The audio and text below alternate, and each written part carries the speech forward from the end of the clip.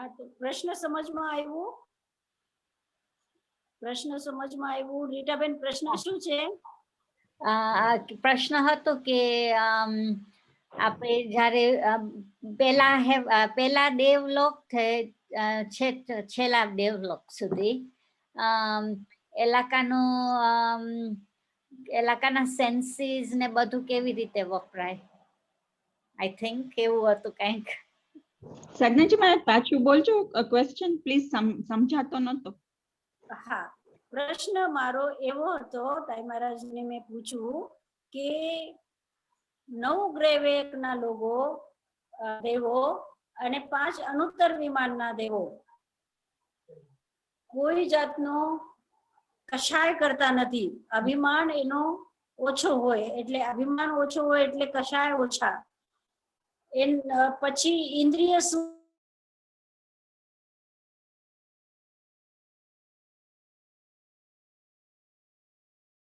9 ગ્રહવેકના દેવો અને 5 અનુત્તર વિમાનના દેવોને કશાય ઓછો છે તો નિર્જરા કેમ નથી થતી ત્યાં? સરસ. હા તો સાધનાજી મહારાજ, મારો પ્રશ્ન હતો અનુત્તર વિમાન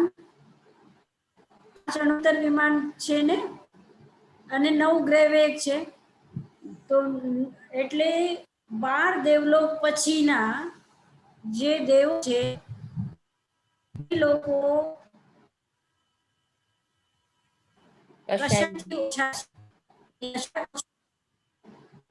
અને એક પછી એક અને સર્વાર્થ સિદ્ધિના દેવોને કોઈ જાતનો કશાય નથી, કોઈ જાતના ભોગ વિલાસ નથી.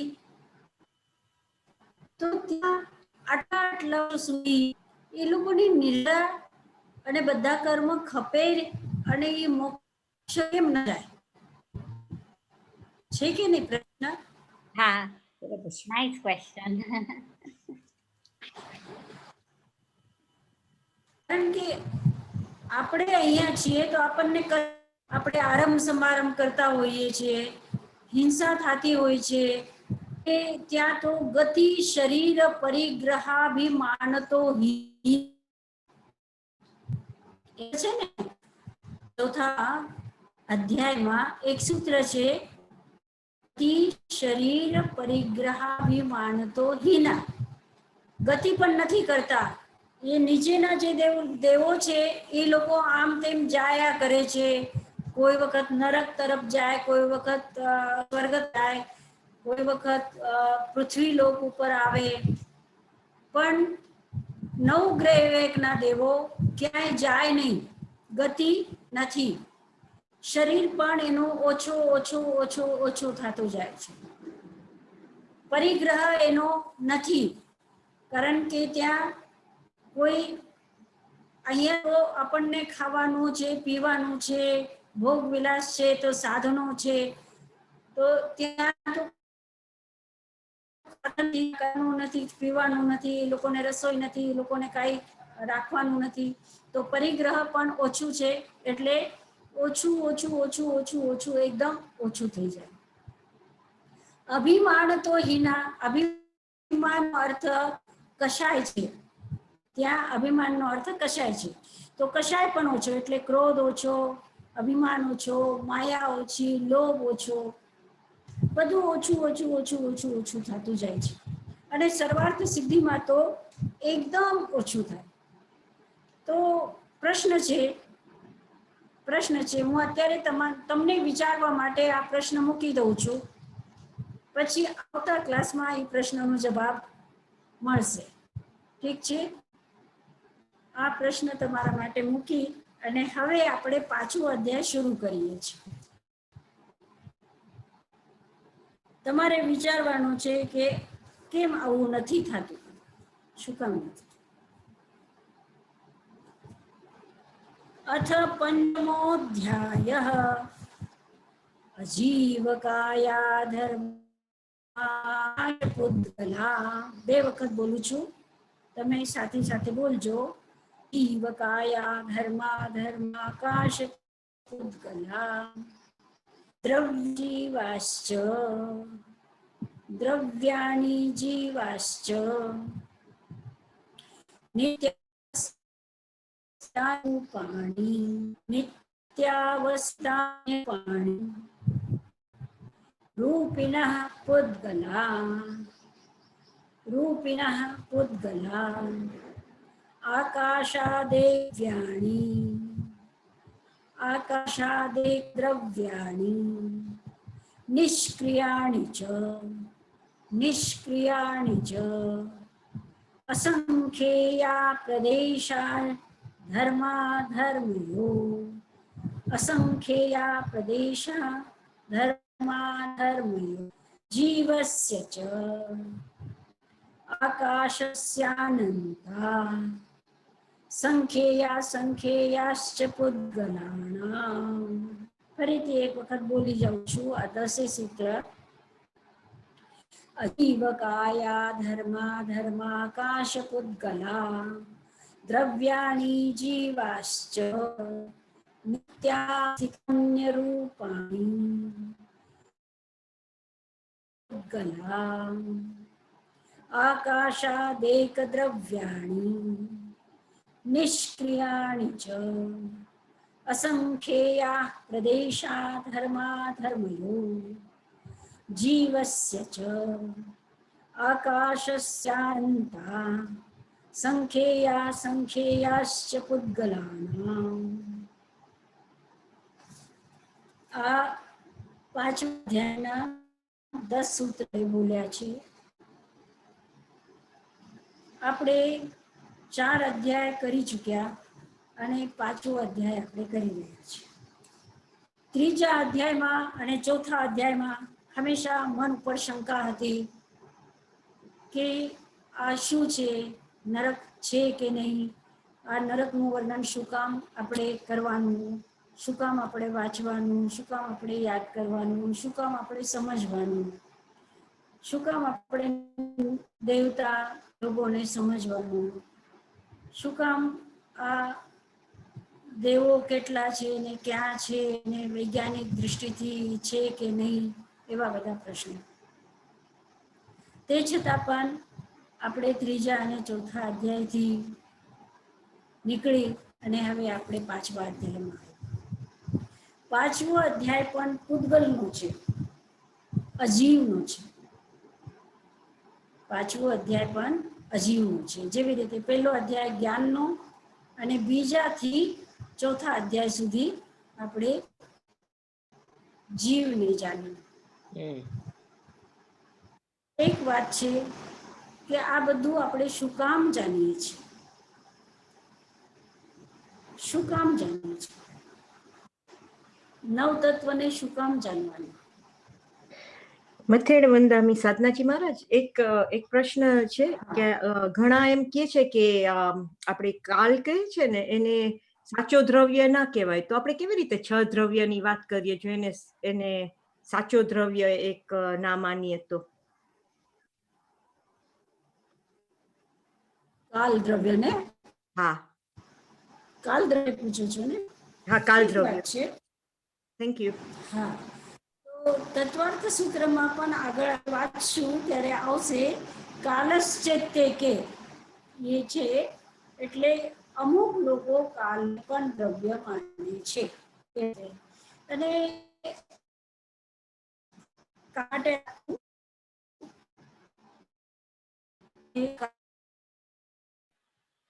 શું છે, અમુક લોકો માને છે અને શું અમુક નથી. માટે આપણે વાત કરશું. પણ 5 દ્રવ્ય તો છે જ, 5 દ્રવ્ય તો છે જ. જીવ અને અજીવ આ બે મુખ્ય છે. આપણે પહેલાથી શરૂથી આપણે વાત કરી રહ્યા છીએ કે મૂળરૂપથી જીવ દ્રવ્ય અને અજીવ દ્રવ્ય છે. હવે જીવ દ્રવ્યને આપણે સરખી રીતે એના ભેદ પ્રભેદ બધા જાણી લીધા. અજીવ દ્રવ્ય 5મા અધ્યાયમાં આપણો વિષય છે. અજીવ દ્રવ્ય શું છે તો અને શું કામ જાણવું છે? પહેલી વાત છે કે શું કામ જાણવાનું? તો એનો જવાબ શાસ્ત્ર આપે છે કે જ્યાં સુધી આપણે હેય, ઉપાદેય, જ્ઞેય આને ન જાણીએ ત્યાં સુધી આપણે કેવી રીતે ઉપાદેયને ગ્રહણ કરશું? જ્યાં સુધી આપણી આંખ માર્ગને જોતી નથી કે કાંટા છે ક્યાં કાંટા નથી, ક્યાં ખાડો છે ક્યાં સીધો માર્ગ છે, એ આપણી આંખ જ્યાં સુધી જોતી નથી ત્યાં સુધી આપણે ચાલીએ અને પહોંચશું રીતે આપણું લક્ષ્ય મોક્ષ પહોંચવું છે ત્યાં. પણ કઈ જગ્યા છે કે જ્યાંથી આપણે ચાલવાનું છે, કયો માર્ગ છે કે જ્યાંથી આપણે ચાલવાનું છે, કયા માર્ગને મૂકવાનું છે, કયા માર્ગ ઉપર રાખવાનું છે? તો આ જાણવા માટે જ જ્ઞેય, હેય અને ઉપાદેય આ જાણવું છે. તો જ્ઞેય શું છે, ઉપાદેય શું છે, હેય શું છે, જાણવા માટે નવ તત્વ જાણવાના છે. નવ તત્વની અંદરમાં જીવ તત્વ અને અજીવ તત્વ આ મુખ્ય છે. તો અજીવ તત્વ ઉપર આપણે આવ્યા છીએ. અજીવ શું છે? જીવ એટલા માટે જાણવાનું છે કે જીવની હિંસા આપણે કેવી રીતે થાય છે એ રીતે આપણે ન કરીએ એના માટે ઉપાય. તો જ્યાં સુધી જીવ છે એ જ ન જાણતા હોઈએ ત્યાં સુધી આપણે કેવી રીતે એની હિંસાથી આપણે આપણા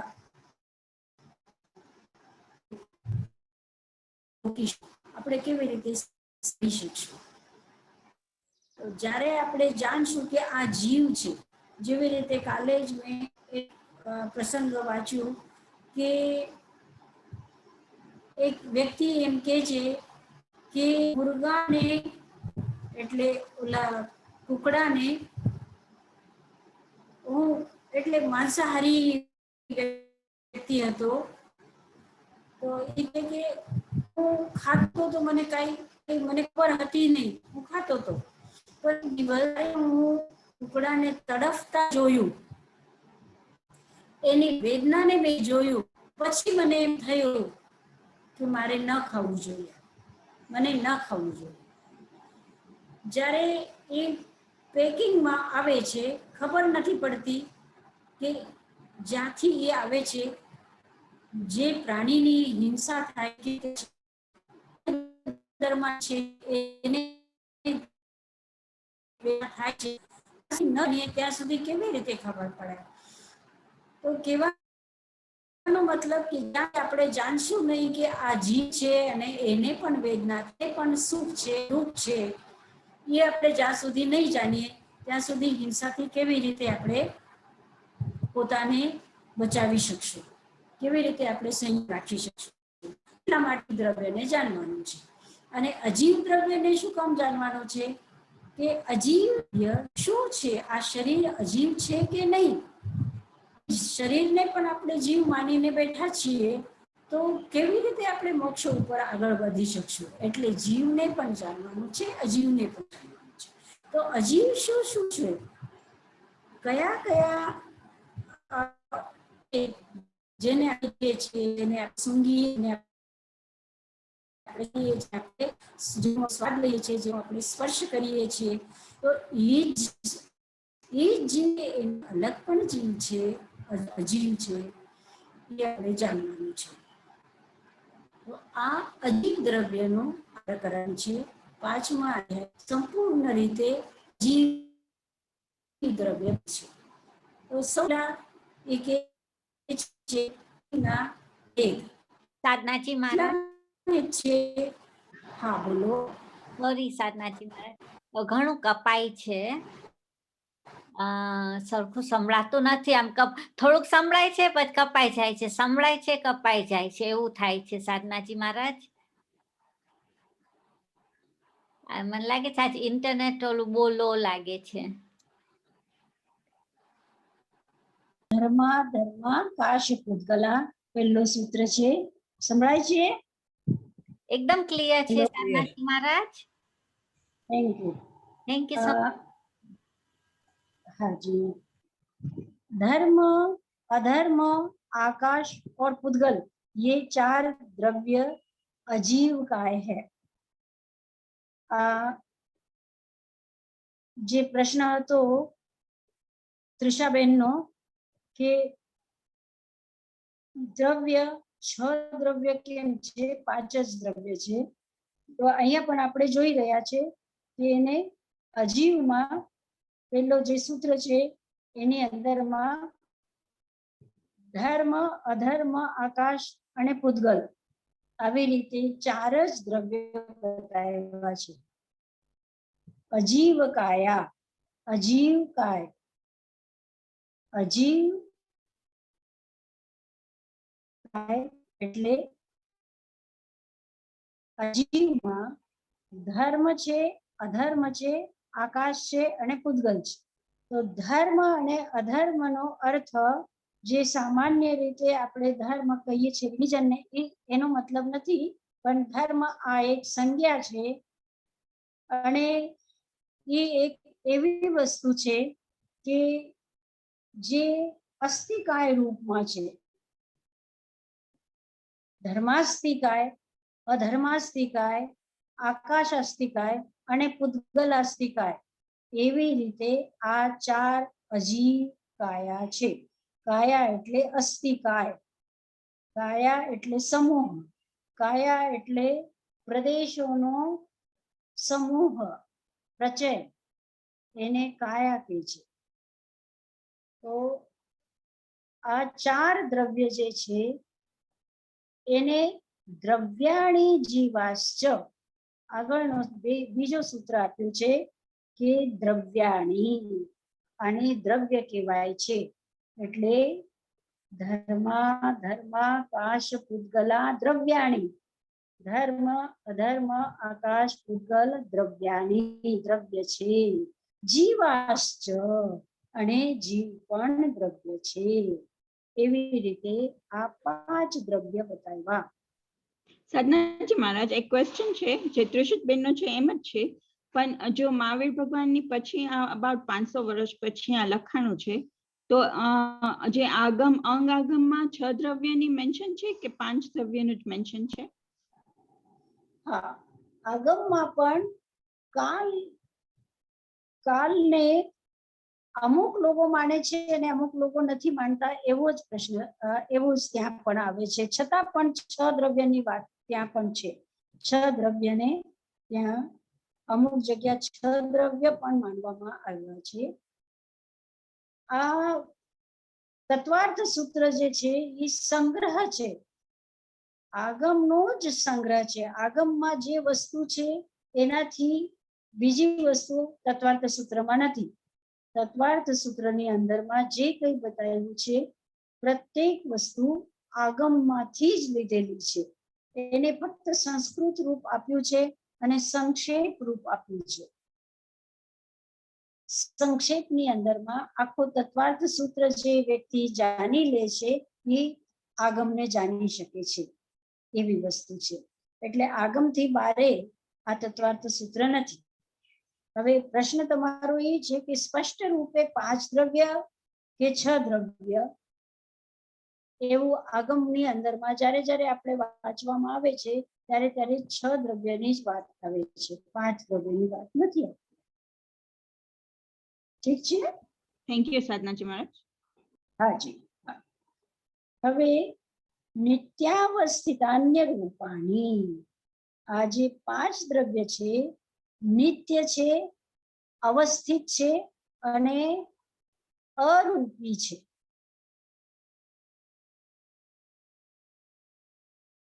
એ દ્રવ્ય, આ જે દ્રવ્ય બતાવ્યા છે નિત્ય એટલે ક્યારેય એ નષ્ટ નથી થતા, કે 1000 વર્ષ પહેલા હતા અને પછી નથી, અને પછી 5000 વર્ષ પછી હોય કે ન હોય એવું નહીં, નિત્ય છે।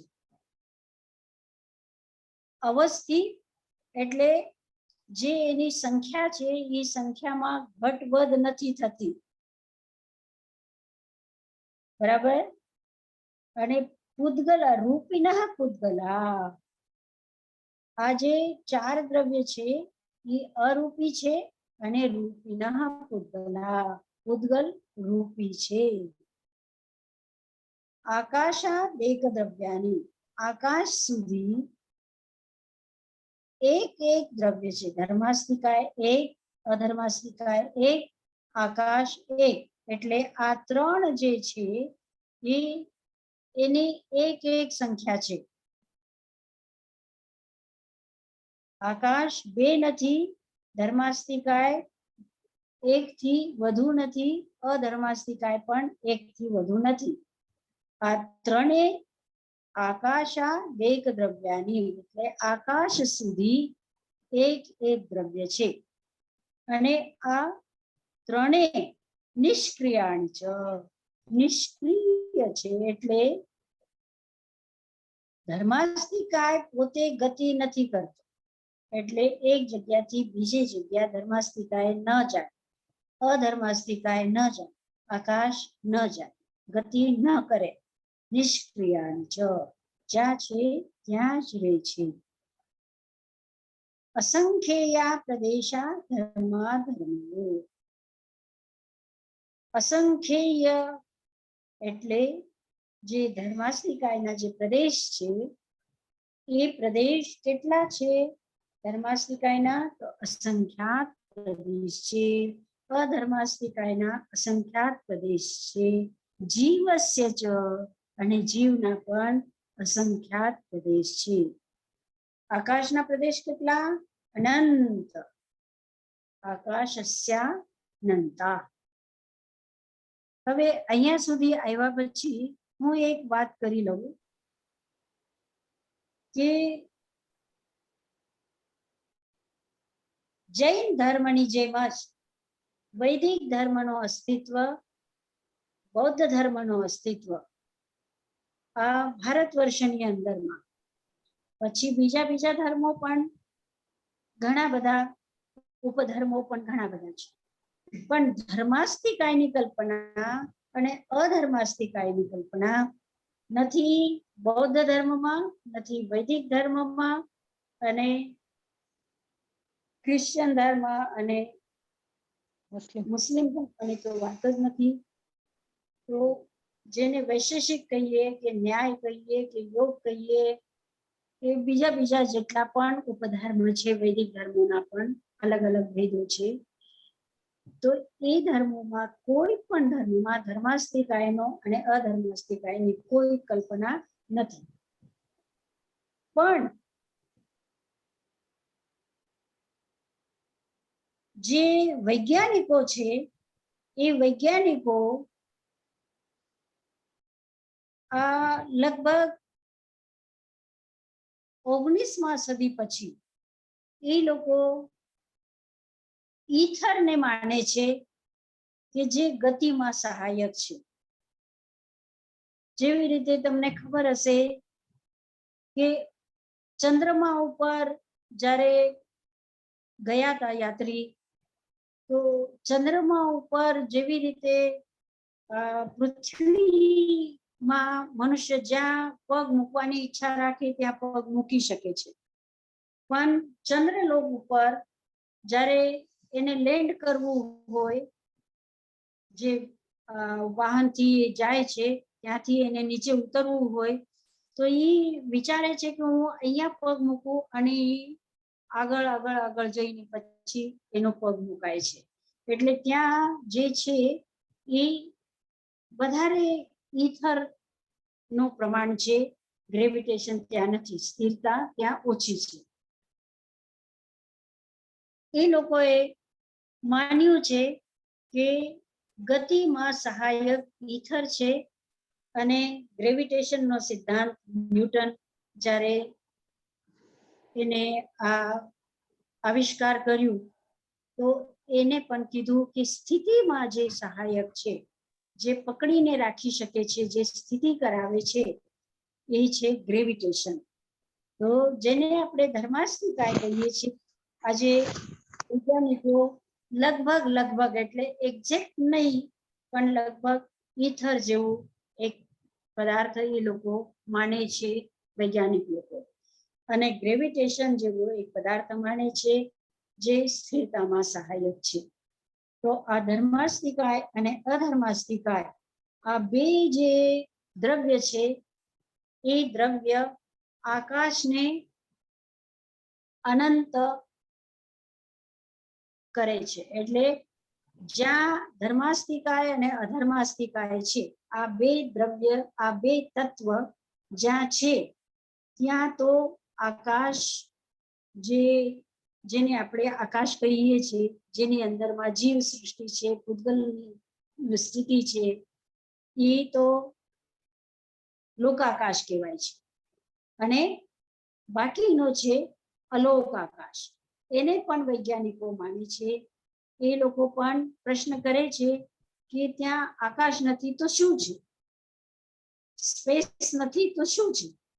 આ પ્રશ્નનો અર્થ શું છે? અર્થાત સ્પેસ છે, સ્પેસ છે. વાત સમજાય છે? વાત સમજાય છે મારી? હું કહેવાની મારો મતલબ એ છે કે અનંત આકાશ છે, અલોક આકાશ. આ જૈન ધર્મની જે માન્યતા છે એ વૈજ્ઞાનિક લોકોને પણ આજ માન્ય છે. ધર્માસ્તિકાય અધર્માસ્તિકાય, ભલે શબ્દ આપણી પાસે ધર્માસ્તિકાય અધર્માસ્તિકાય છે, પણ આ તત્વો વૈજ્ઞાનિક લોકો કોઈ ન કોઈ રૂપે ઇથર અને ગ્રેવિટેશનના રૂપે અથવા બીજા રૂપે એ લોકો માને છે. ધર્માસ્તિકાય અધર્માસ્તિકાયને અને અલોકાકાશને પણ એ લોકો માને છે. હવે હા બોલો. આપણી પરિભાષા કેવલ જ્ઞાનની હતી, સર્વ દ્રવ્ય સર્વ પર્યાય જાણી શકે. તો પછી જે બીજા ધર્મના લોકો હોય, આપણે એમ કહીએ કે એ લોકોને કેવલ જ્ઞાન નહોતું?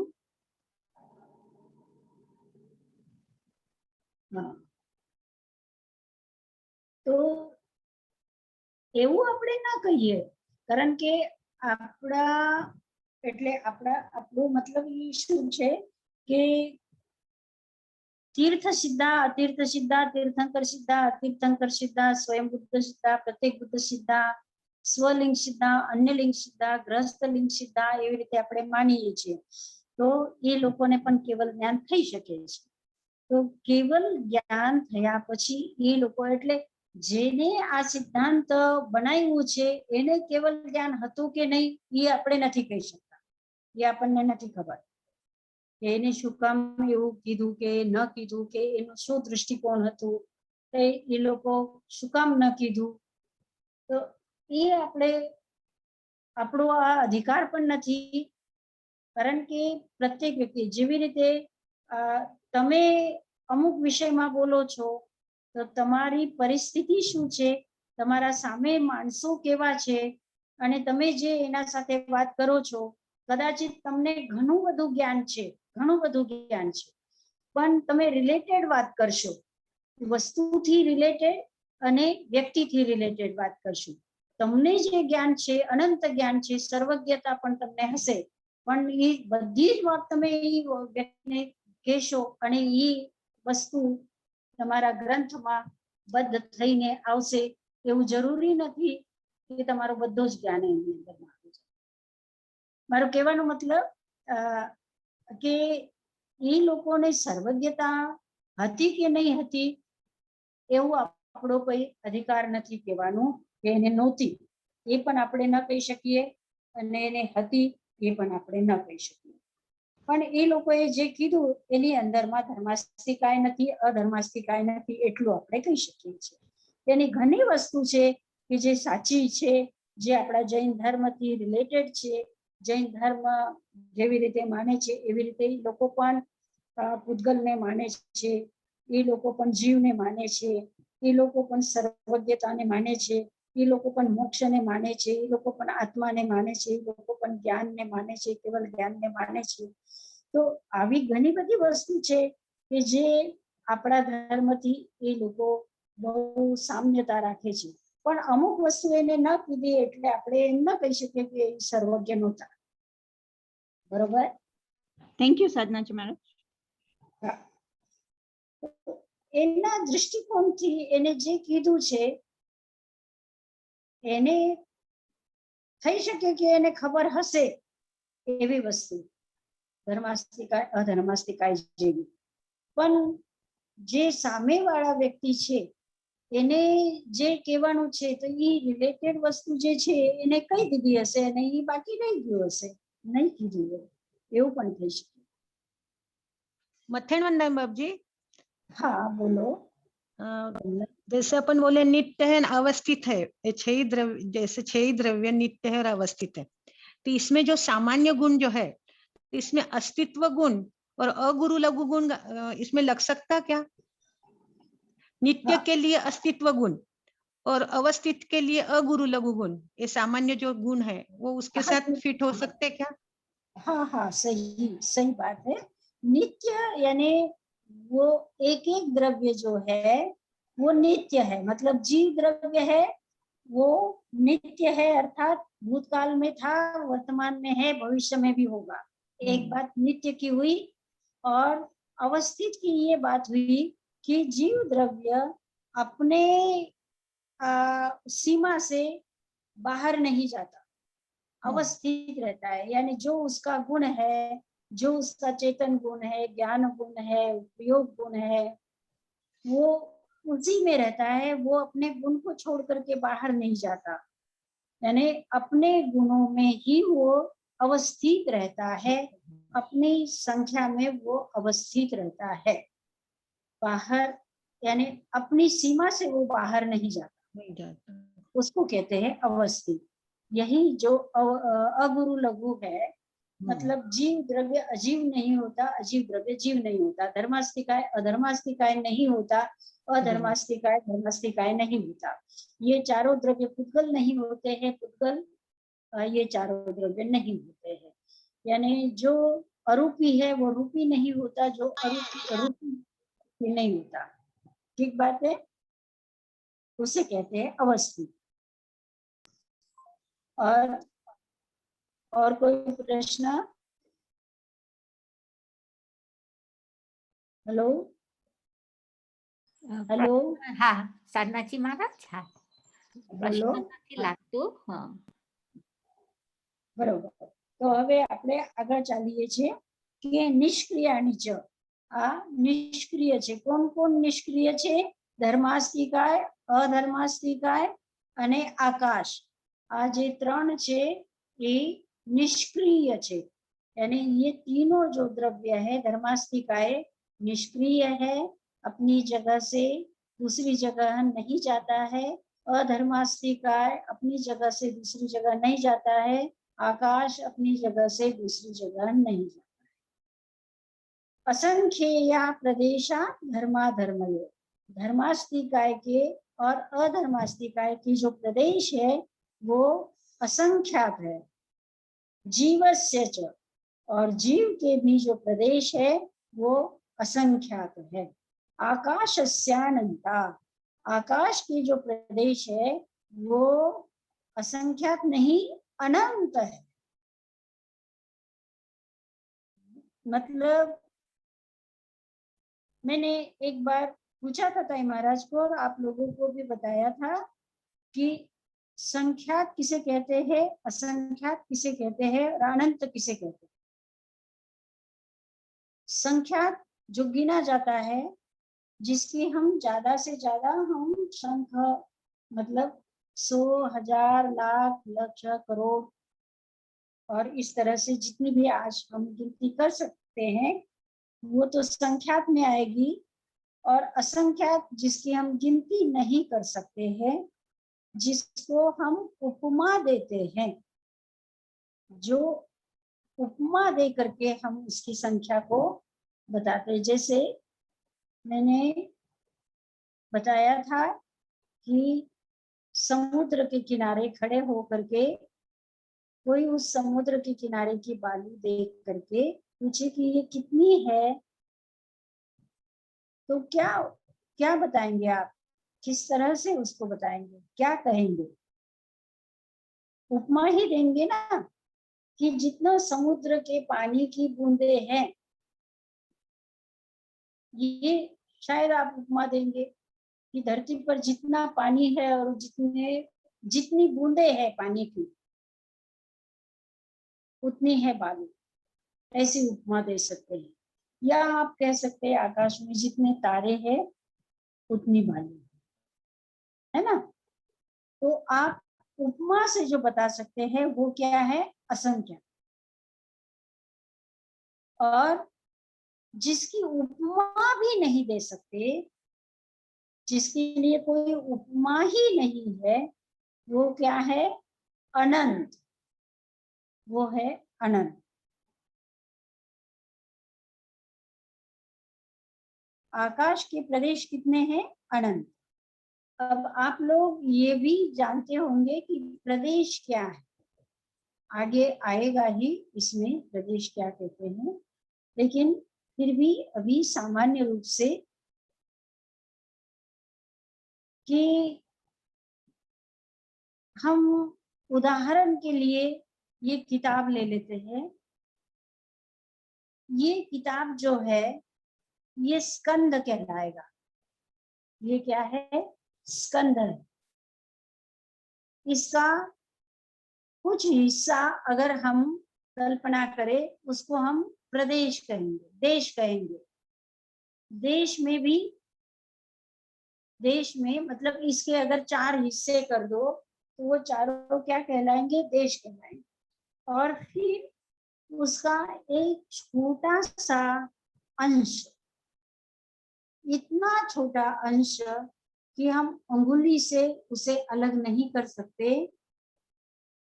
लेकिन देख भी नहीं सकते, लेकिन उसका एक छोटा सा अंश जो है वो क्या कहलाएगा, प्रदेश। जब तक कि वो इस किताब में लगा हुआ है तब तक वो क्या है, प्रदेश।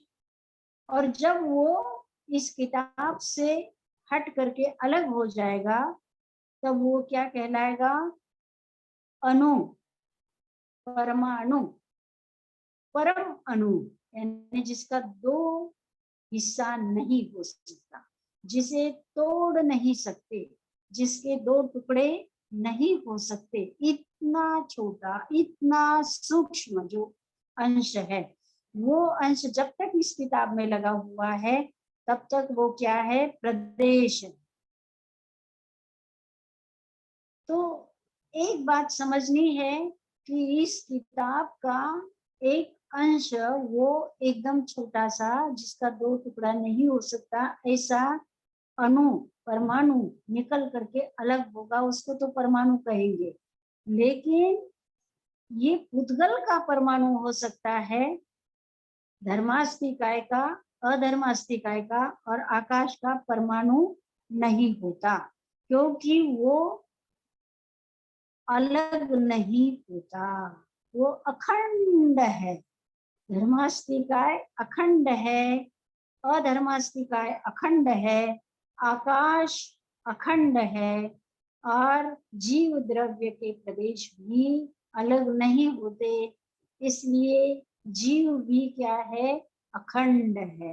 आत्म प्रदेश उसके सारे के सारे वो एक साथ ही रहते हैं, कोई भी आत्म प्रदेश टूट करके अलग नहीं होता है, वो अखंड रूप से एक साथ रहता है।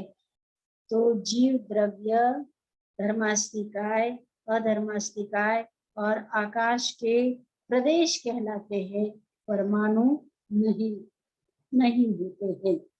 ये आकाश के प्रदेश कितने हैं, अनंत है। जीव के प्रदेश कितने हैं, असंख्यात है। धर्मास्तिकाय के, अधर्मास्तिकाय के प्रदेश असंख्यात है। तो 3 के असंख्यात है, धर्मास्तिकाय, अधर्मास्तिकाय और जीव। इन तीनों के असंख्यात प्रदेश है। जीव और आकाश के कितने हैं, मात्र आकाश के अनंत अनंत प्रदेश है। आकाशस्यानंत, अनंत प्रदेश है। अब पुद्गल की बात आई। संख्यया संख्ययाश्च पुद्गलानाम, पुद्गल के जो प्रदेश है वो संख्यात, असंख्यात और च से अनंत, संख्याश्च है ना, तो च से अर्थ हुआ आकाशस्य अनंता में जो अनंत शब्द है वो भी इसमें आ जाता है च से। तो पुद्गल के जो प्रदेश है वो संख्यात है, असंख्यात है और अनंत है। यहाँ तक हम 10 सूत्र तक आज हम 5वें अध्याय का स्वाध्याय किया है और अर्थ जाना है। इसमें कोई भी प्रश्न होगा तो हम अगले स्वाध्याय में करेंगे। आज मंगल पाठ। अभी कोई प्रश्न पूछना है किसी को? मंगल पाठ। नमो नमो अरहंतानम, नमो सिद्धानम, नमो आयरियानम, नमो वज्रायानम, नमो लोये सव्वसाहुनम। एसो पंच नमोकारो सर्वभावपणासनो मंगलानंच सर्वेसिं परम वै मंगलम। गुरुदेव की आज्ञा। चत्तारि मंगलम अरहंता मंगलम सिद्धा मंगलम साहु मंगलम केवलीपन्नत्युग्मो मंगलम। चत्तारि लोकोत्तमा अरहंता लोकोत्तमा सिद्धा लोकोत्तमा साहु लोकोत्तमा केवलीपन्नत्युग्मो मंगलम। चत्तारि शरणं प्रव्रजामि अरहन्ते शरणं प्रव्रजामि सिद्धे शरणं प्रव्रजामि साहु शरणं प्रव्रजामि केवलीपन्नतं शरणं प्रव्रजामि। चारि शरणा दुःखहरणा सुखकरणा और शरणागत को जो भवे प्राणियादरे अक्षय अमृतभवे। ओम शांति शांति शांति। अच्छा, एक सूचना આપવાની છે કે આચાર્ય શ્રીજીનો જનરલ ચેકઅપ માટે કદાચ